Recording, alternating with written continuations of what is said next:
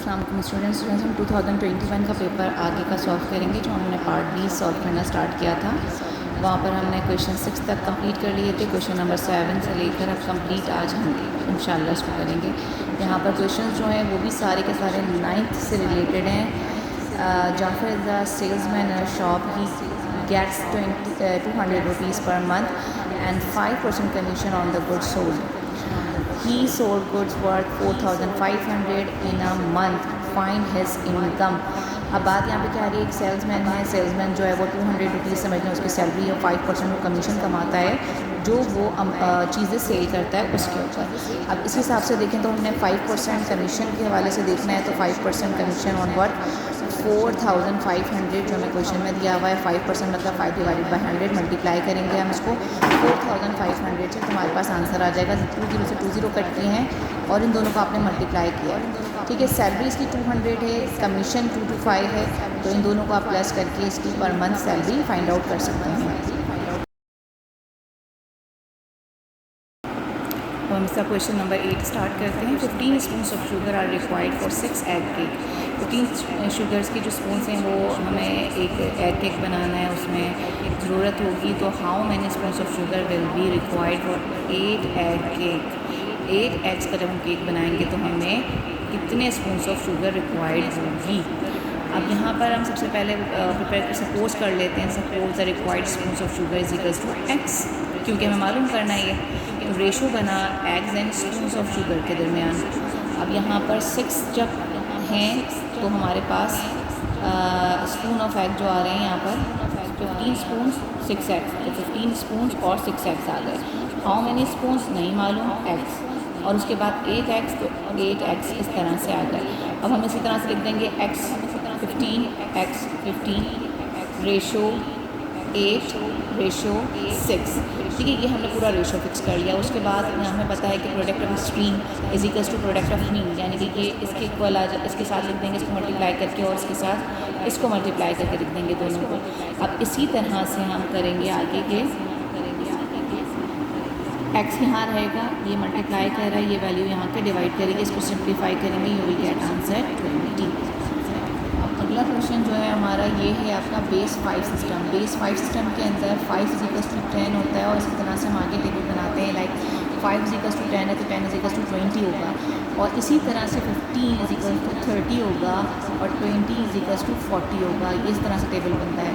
अब यहाँ पर 1 3s are 3 रहेगा, 1 4s are 4 ही रहेगा, 1 4s are 4 ही रहेगा, लेकिन 4 3s are 12। अब 12 इस तरह से हम फाइंड आउट करेंगे। 5 10 के इक्वल है, 10 20 के इक्वल है, तो 12 किस इक्वल होगा 22 के। तो हमने 2 यहाँ लिखा, 2 ऊपर लिखा, ठीक है। इसी तरह से 4 4s are 16, तो 16 इक्वल होगा 26 के। और इसके साथ साथ यहाँ पर कैरी लगा हुआ है 2, तो हम उसको 2 को भी प्लस कर लेंगे और फिर इसका आंसर फाइंड आउट करेंगे। 26 + 2 तो हमारे पास बनेगा 33। 3 यहाँ आ गया और 3 आपका कैरी हो गया।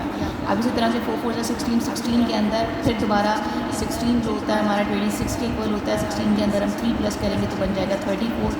34 आप यहाँ लिख देंगे। उसके बाद 2 3s are 6, 6 जब 5 10 के इक्वल है तो 6 11 के इक्वल होगा, तो यहाँ पर 1 और फिर 1 कैरी। फिर 2 4s are 8 और 1 9, तो 9 किसके इक्वल होगा 9 = 14, तो 4 यहाँ आ गया आपके पास और 1 आपका कैरी हो गया। फिर 2 4s are 8 और 1 9, तो 9 = अभी हमने फाइंड आउट किया था ये 14, तो 14 आप यहाँ लिख देंगे। इसके बाद हम यहाँ प्लस करते हैं। बेस 5 सिस्टम कर रहे हैं तो बेस 5 सिस्टम के अकॉर्डिंग हम प्लस करेंगे। 3 + 0 0 3 रहेगा। 4 2 6 के इक्वल होता है, तो 6 यहाँ पर हम 5 10 के इक्वल है तो 6 11 के इक्वल होगा, 1 यहाँ और 1 यहाँ। अच्छा जी, 4 और 1 5 5 = 10 होते हैं। अच्छा, आप डायरेक्ट भी हम करना चाहें तो डायरेक्ट भी कर सकते हैं, इनडायरेक्ट करना चाहें अगर प्लस के अंदर प्रॉब्लम होता है तो इनडायरेक्ट भी किया जा सकता है। जैसे कि 4 1 5 है, 5 = 10 है, 10 के अंदर आप 3 प्लस करें। जब 10 के अंदर आप 3 प्लस करेंगे 10 + 3, तो यहाँ पर आपने 3 और यहाँ 1, इसका मतलब है 10 और 3 13 हो रहे हैं। और उसके अंदर आप 1 और प्लस करेंगे तो 3 और 1 4 और 1, यानी कि 14 बनता है, तो 4 यहाँ और 1 यहाँ। इस तरह से भी आप सिंपल चंक्स के अंदर छोटे छोटे पार्ट्स पार्शली आप प्लस करके भी चेक कर सकते हैं। 4 4 8 और 1 9 9 हमें मालूम है कि 14 के इक्वल है, तो 14 दोबारा से आ गया। फिर इसके बाद 4 3 7 और 1 8 8 13 के इक्वल है, 13 लिख लिया हमने। 1 1 2 2 तो 2 ही रहेगा, क्योंकि बेस 5 स्टार में 5 या 5 से ऊपर वाली वैल्यूज चेंज होती हैं, लेस देन वैल्यूज सेम रहती हैं। तो हो गया, इस तरह से आपका ये आंसर भी कंप्लीट हो गया। आगे यहाँ पर लास्ट क्वेश्चन है पार्ट बी का। A person save 200 rupees, how much ज़कात is due on him, his wife had ornament to 20,000 rupees. मतलब वाइफ के पास जो ऑर्नामेंट यानी कि जेवरात हैं उनकी वैल्यू भी 20,000 रुपीज़ है, और पर्सन ने 20,000 रुपीज़ ही सेव किए थे। सबसे पहले हम डेटा प्रिपेयर कर लेते हैं, टोटल वर्थ कितनी आ रही है। तो सेविंग अमाउंट 20,000 है, ऑर्नामेंट वर्थ भी 20,000 है, तो टोटल अमाउंट बन जाता है 40,000। ज़कात आपको पता है 2.5% होती है, 2.5% लिखें या इस तरह से आप लिखें।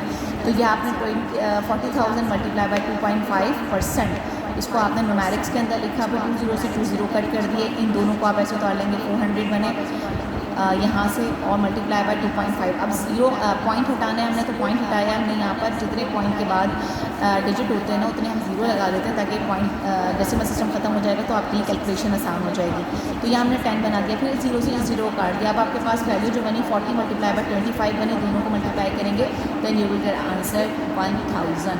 इस तरह से हमारे क्वेश्चन कंप्लीट होते हैं हमारे।